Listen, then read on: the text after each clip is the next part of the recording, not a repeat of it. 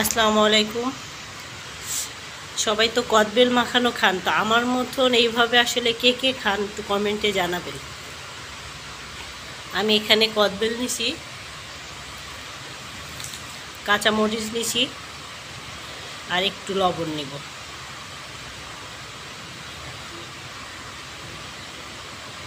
আর আমি খুব বেশি টক খাই না, এই জন্য একটু চিনি অ্যাড করছি। এভাবে যদি খান তাহলে বেশ ভালোই লাগবে। আর আমার প্রধান অতিথি অলরেডি সবসময় সে হাজির থাকে।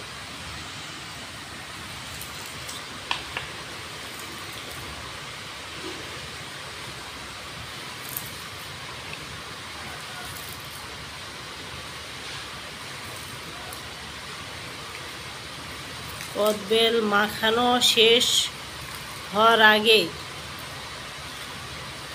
আমার অবস্থা শেষ।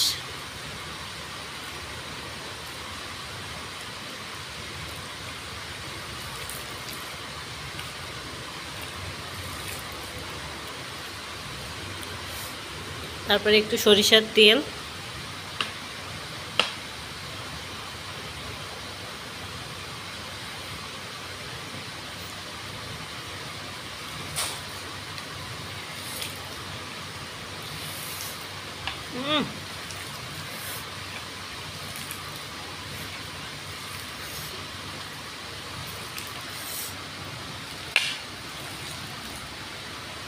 যা একটা টেস্ট লাগছে,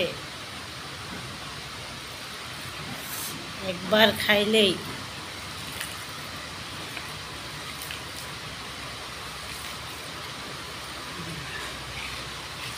শেষ আমার কদবেল মাখানো। কদবেলগুলো ভেঙে চামচের সাহায্যে করে নিছি। তারপরে এখানে কাঁচা মরিচ, লবণ, চিনি আর সরিষার তেল একত্রে দিয়ে মাখায় রেডি, পরিবেশন শুরু। আমার প্রধান অতিথি বসে আছে খাওয়ার জন্য।